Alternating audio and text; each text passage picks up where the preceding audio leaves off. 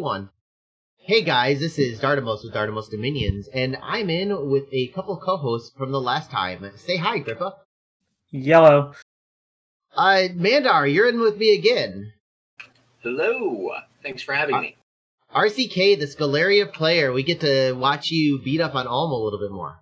That's right.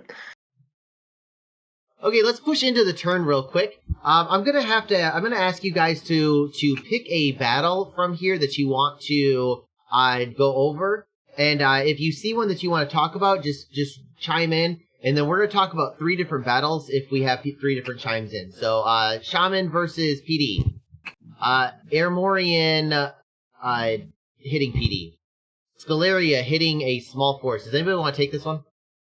No. Okay. Nothing important.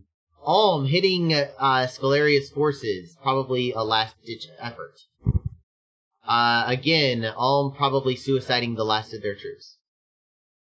Satis pushing forward into Vanheim, Airmore pushing into Vanheim, Airmore pushing into Vanheim, Vanheim pushing back against Airmore. He still has a couple more troops.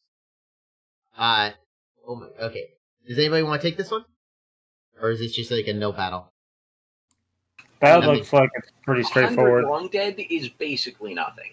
Yeah, okay, cool. I feel the same way. Okay, Airmore hitting Vanheim. Scalaria cleaning up. Satis pushing in again. So, long story short, nothing of tactical note. Is that correct? Yeah, I don't feel like really any major battles happened. I could stand to talk about one of the... Yeah, that one. I could stand to talk about that one. Let's see if he spammed elementals like he should have, or if I need to bully him. Okay, this one right here, correct? Yeah. You battle. I'm kind of curious where this is. So let's look at the gem composition. No gems. No gems. No gems, no... Oh, he's got a lightless lantern. This is honestly him coming out and just giving up at this point. Yeah, this is suicide. What he could have done is... let's talk about fire elemental spam here, because... As you can see, those skeletons are not flying. No, go back into the battle. No, they were flying. My computer just cried. Yeah, I got out flying before I crashed. Oh, okay. Never mind then. I saved the life of my computer. Grippa, you missed it. Last time they started flying, my computer locked up for about 2 minutes. Okay, so let's go over fire elementals. I like where you're going, but let's look at the strategic map, because my computer can handle this. We pull up one of the master smiths so that we have some eye candy to look at. Yeah, they're stat block. All right, so fire elementals do well against skeletons because they have a fire shield. The skeletons have low hit points.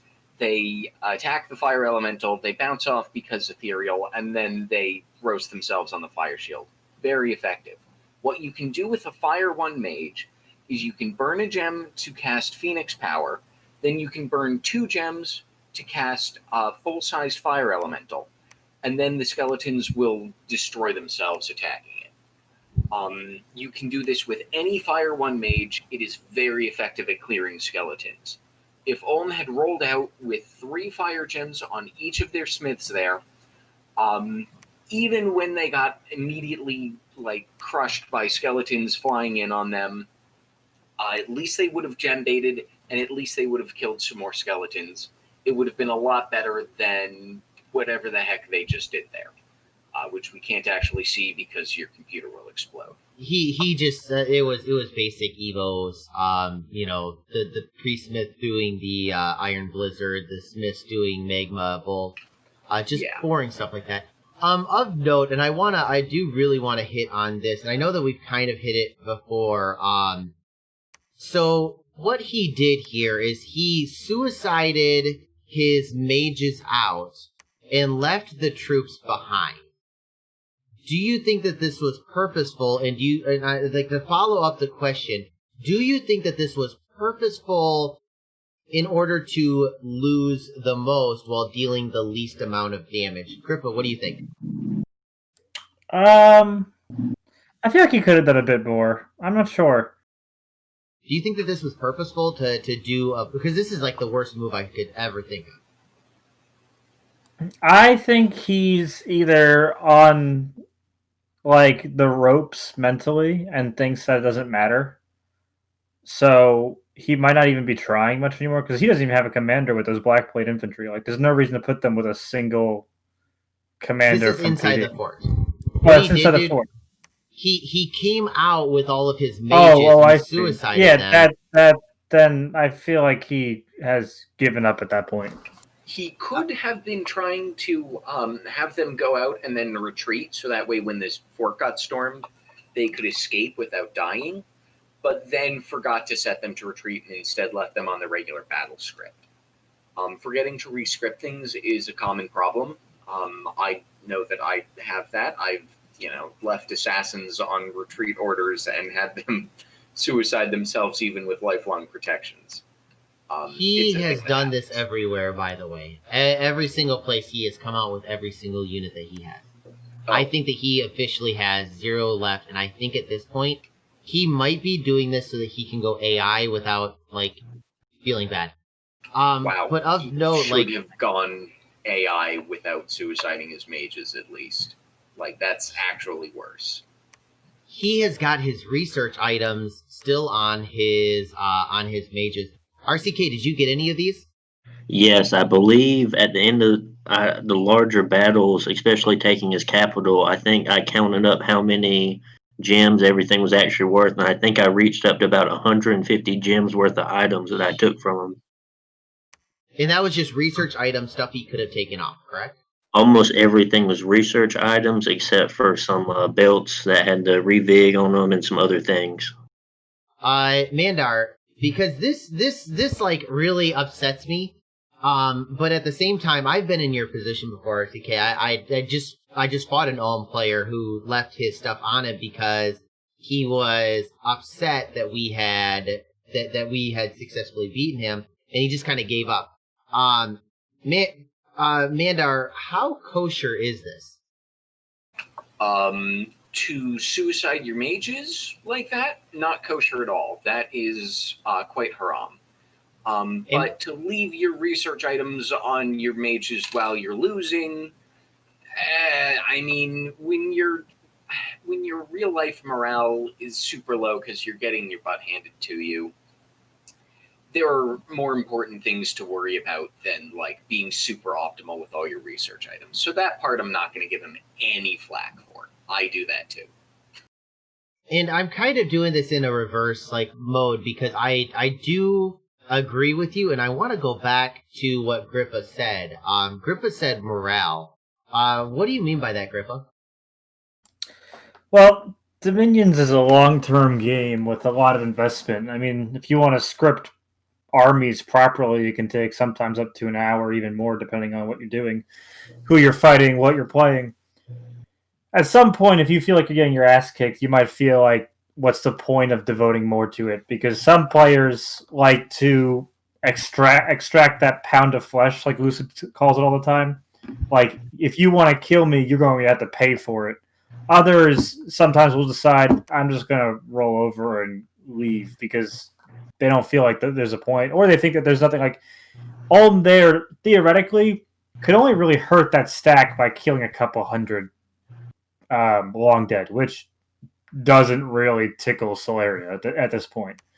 So I can kind of understand the not really trying hard. I didn't really see how many exactly what he had like capabilities of those guys. He suicide outside the fort, but I don't think that it could have been much. I think it was like what 5 mages. Like, they're not going to do much against 1,200 long dead like that. So at this point, I think that he's thrown in the towel, which is kind of a fair. I think that most players, if not all, would throw in the towel here. Yeah, I agree. And it's kind of while I don't think it's optimal, and I think that it kind of sucks that that he gave, what'd you say, like 100 gems? Isn't that right, RCK? I think it was even more than that. So he gave what could be argued as the front runner of this game 100 gems worth of research items. And that's gonna hurt the game state. I don't think. I mean, Satis. I mean, you, Grippa. You are the. Are you upset that Ulm did this? I didn't know he gave them the research items, but what turn is this again? This is turn 42. We are reaching the home stretch. Knowing what I know now about the game, not really. But I mean, at the point of this, that would be kind of not a nice move, I would say, because it's effectively a gift basket, like a death basket to Solaria, to give him those items. They weren't probably not intended to be like a death basket, but effectively it is. I mean, I would have loved those research items. Of note, I think I would be incredibly upset as if I was in your situation. But now that the game is over, once the game was over, I stepped back and out of the game. I think that I would probably be more understanding. But inside the game, I think that I would be unhappy, to say the least. What about you, Mandar? How would you? Let's pretend that you're the Statist player or the Armorian player. How do you feel? I'm exactly the same as you. Really? You're giving extra stuff to the frontrunner who just killed you? What the hell are you thinking? But, it didn't really change the outcome very much. RCK, what was your thought on getting those? Did you feel like you had that it was unfairly giving you an advantage, or were you just like, yay, free candy? I was like, yay, free candy.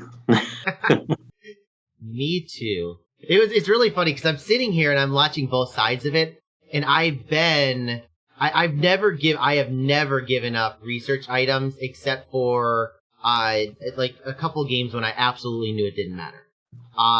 But I have went through and taken research items off of 30 different guys before, just because I knew that there was a possibility I might not win the battle, and I was not going to give anything to the person, just spite fest. If I would have had the salt, I would have put salt on every single commander instead. But at the same time, so I've been on both ends. I can definitely understand getting the stuff as free candy, but yeah, I would be enraged if I was you, Grippa. I would be super upset. Okay, so let's look down here real quick. Airmore, what is the chances? What is their victory? What are the victory thrones that they need to get? Because they need to get 4, isn't that correct? We have this one up here. We have this one here. We have this one here and this one here. And those 4 thrones are the thrones that they need in order to get victory. I believe so. And that's all he needs to do to win. Now, he would have to go to war with Pan in order to do so. Mandar, what's your thoughts on going to war with somebody in order to get the victory? If you don't get it, you're at war with another person. Yeah. But, Pan hasn't really shown themselves to be a huge threat. If I were Ermor, I would totally do it. Big fat stack of Maenads, but Pan is still trying to digest Marignon. Yeah, Ermor might even be able to play it off with Marignon, hey, dude, help me beat up Pan, because they beat you up. I would totally do it. I just, this is so frustrating to me. I'm just sitting here going, hit him, attack him, take the losses.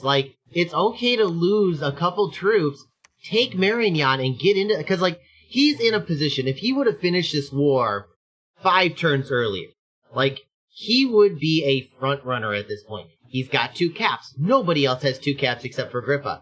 And he's just sitting here, not attacking. I need to get Jared in on here so we can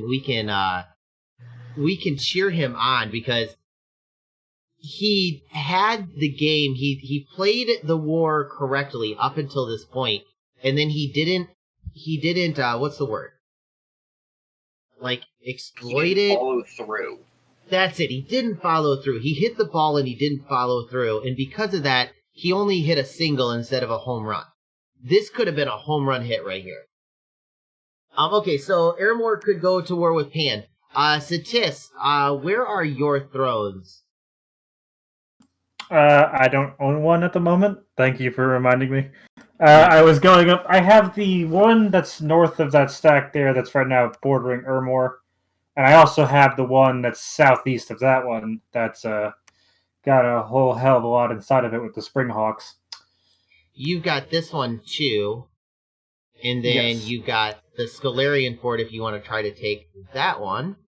And where's the? Oh, you've also got pans. You can make a grab for pans.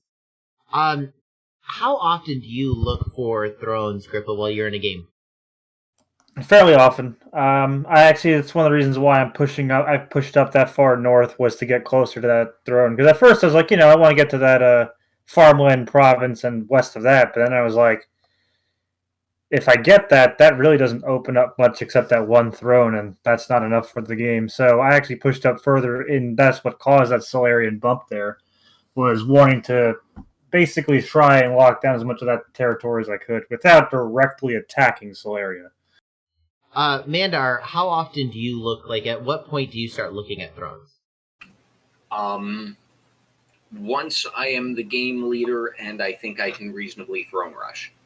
Honestly, though, I win most of my games not by collecting all the thrones, but by owning like half of the land in the world and posting graphs and being like, hey, guys, do we really want to slog to victory or can we just call this?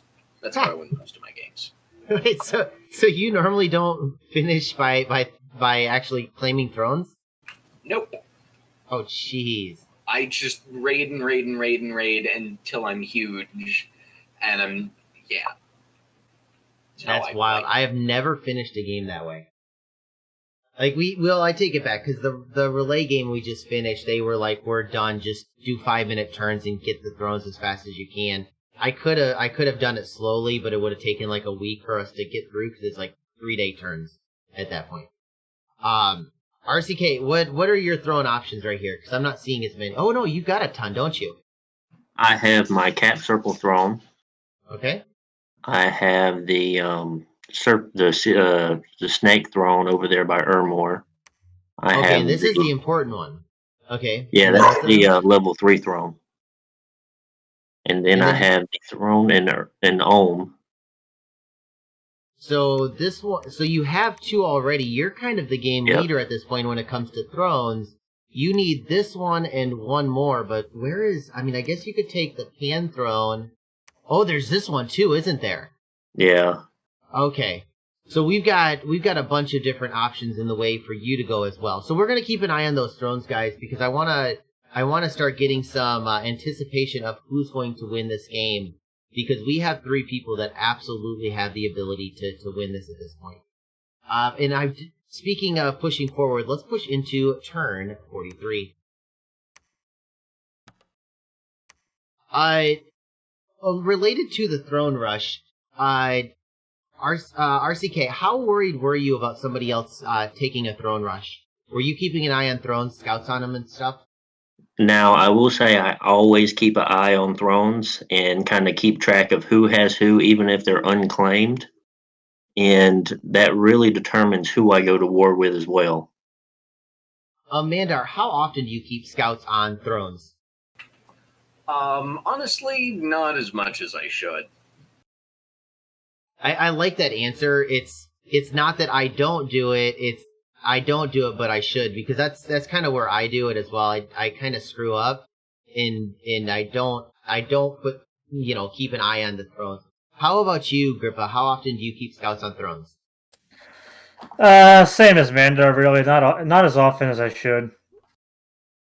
What's interesting, and I'm kind of giving a strat away, a lot of times what we'll do is we'll do a last turn teleport onto an independent throne in order to, Grippa, we did this, where it was out of our reach and away from our borders, but we could get to it with a teleport or a sneak, but we didn't know what was in there, and so you get a ping, you ping it. And what's interesting is if you have a scout there, and you see a ping by a player that, is not bordering it, it's a little bit of a tell. Mandar, how often do you teleport onto your final thrones? And I know you said that you normally try to do it like brute force, but have you ever done any teleport plays to win games? Oh yeah, totally. I mean, not even just like to take the throne, but also to reinforce thrones to keep other people from taking them from me when I'm throne rushing. I do that all the time. I think you probably saw some of me cloud trapezing stuff in Lucid Saramatia game when I did a really early throne rush to try and win that one, but I ended up failing. And I blame Grippa for that, and I will blame him for that for the rest of time.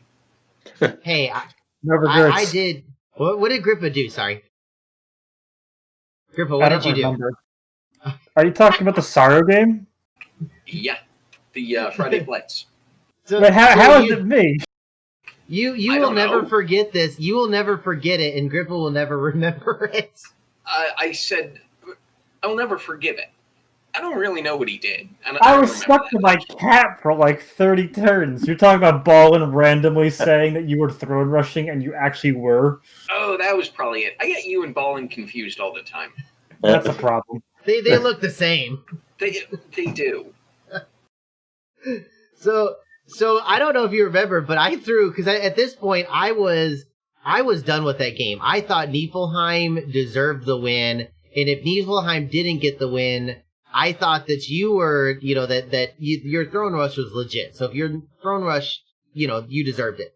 And so I was like, we're done with this. We're gonna call it. It's gonna be the end of the game. I'm throwing some of my cap only sacreds, mages, and I'm gonna trapeze them onto your stack. And then I can't remember what I cast, but I cast enough stuff to, I pushed you off the throne. And then Balin came in with his army, and you gem baited me, and his army just wiped me off the map. So yeah, it was good times. Yeah, good times. Good times. Okay, but on to something completely different. Vanheim has come out of their cap, and for some reason, Airmore doesn't have an army here. Does anyone want to take that one? Kind of, Mandar, I'm going to give. Remind me about this one. Mandar, this one's yours. Okay. Ulm once again found that he had another mage. His mistake. Attacking. Okay, boring. Wait, Satis is attacking Ulm. Didn't you have a nap with him, dude? Yes, but we kind of agreed he was dead. And at this point, it was a stop still area from just taking it. Okay, then I want you to remember this one, okay? Okay, we have a ping. RCK, remember that one? And then we're gonna hit this big last battle. Does this look of any worth to you guys? It doesn't seem...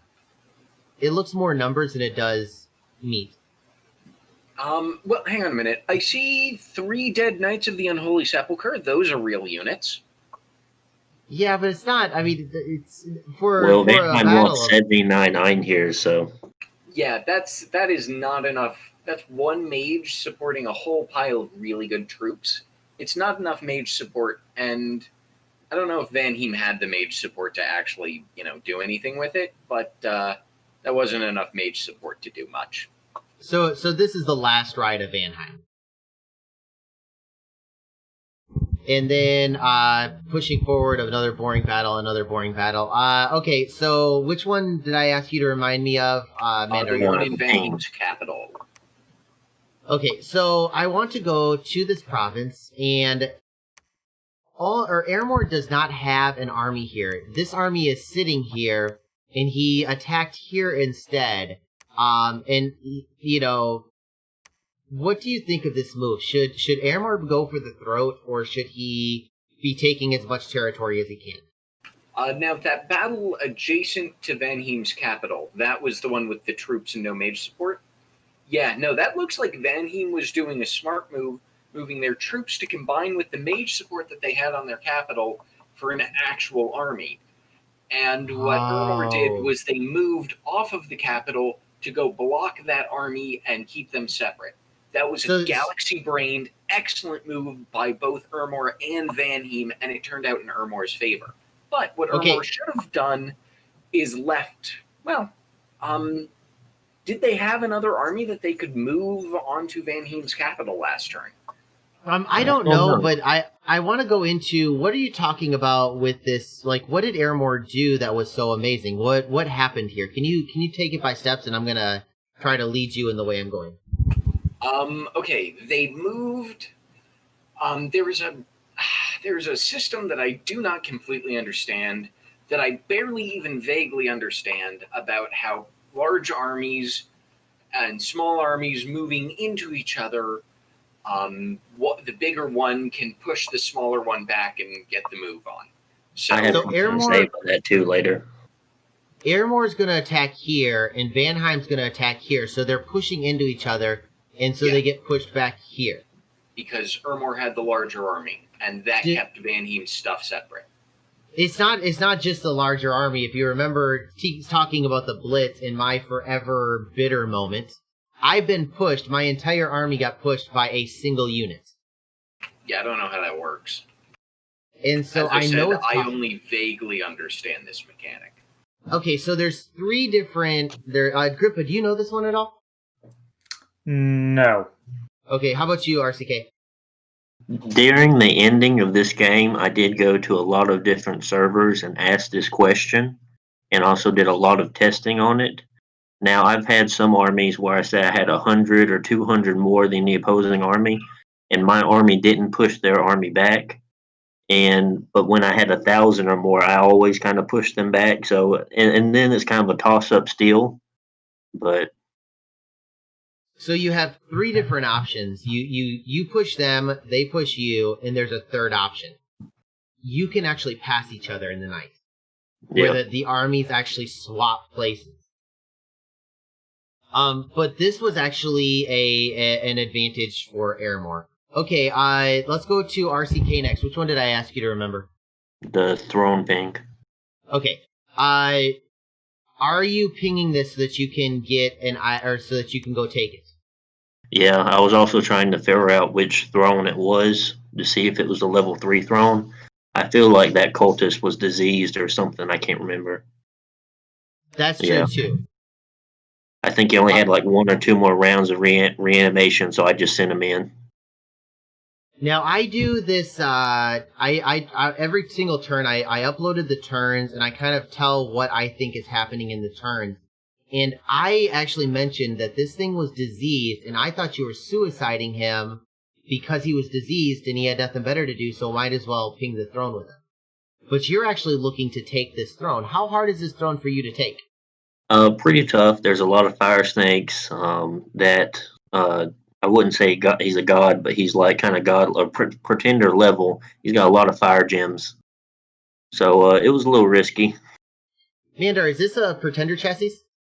Yeah, that's a pretender chassis. Have you ever seen anybody actually take it? I take that. That's like one of my go-tos for Middle Era Citis. Why not take that bad boy awake with like an Awe Bless or something? Ooh, very effective. Okay, in doing what? As an expander. Okay, so you use them as an awake expander? Oh, yeah. I mean, look at that bad boy. 150 some odd hit points, 15 natural protection, regeneration, all built right into the chassis. He's fantastic. And if you rush Enchantment 3, which you really should be rushing, he can even put up Fire Shield. With Fire Shield, he is a disgusting murder machine. Oh, that's really nice. Yeah, he is an excellent Awake Expander. Comes highly recommended. If Grippa didn't take him, then I'm going to bully Grippa gently because he probably also could do something smart. I'm really kind of sad because Novell isn't here and he's normally here. I wish I could ask him if he saw this ping. Citis, you're kind of out of position for this one, but Grippa, did you see him ping this? No, I did not. Okay.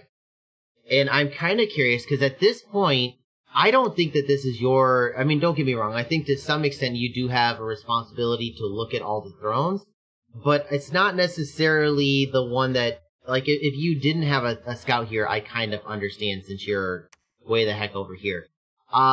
When somebody pings a throne like this, do you sound the alarm at all if they already control 2 thrones? Remember that it could potentially take 4 thrones to win, so he's halfway there. He just pinged a throne. What's your thoughts, Mandar? How loud do you scream? Well, normally I wouldn't scream too loud, but this is Scleria. You really need to be screaming about Scleria anyway. So I don't think him pinging the throne even makes that much of a difference. Like, at this point, you should... It's Scaleria. You should kind of expect this shit. The pinging should be, we need a coalition, not, hey, he's pinging a throne. Yeah. That's fair enough. I think that you're entirely correct on this. I really don't know why there wasn't a coalition at this point against Scaleria, except because the there was fact... also Ermor to worry about. But Ermor should be on... Ermor should be in on this coalition at this point. And Scaleria beats Ermor, in my opinion. Novell disagrees with me, but I think Scaleria always beats Ermor. I wish Lucid was in here, because I would love his opinion on the Ermor, because he's played both at this point. And just... I think that there should be a coalition. The exception to that would be if you think you can win a throne rush soon. But even then, you have a reason to coalition, just to get the attention off your throne rush. But if Ermor or Satis are looking for a throne rush, this would be a legitimate strategy. Okay, and Grippa, what's the last one that I mentioned? I'll be honest, I don't remember. I'm very tired now. No, dude! I gave you one job, Grippa! I'm bad at jobs. I gave you one job! Now I gotta go through and find it. Okay, was this it? That looks like something. No, I think that was the last one. Okay, so it was before. Okay. I don't remember either. I might be doing my own Dominion's turns at the same time, alright? Leave me alone. Grippa, you make me so sad. Okay, disappointment again.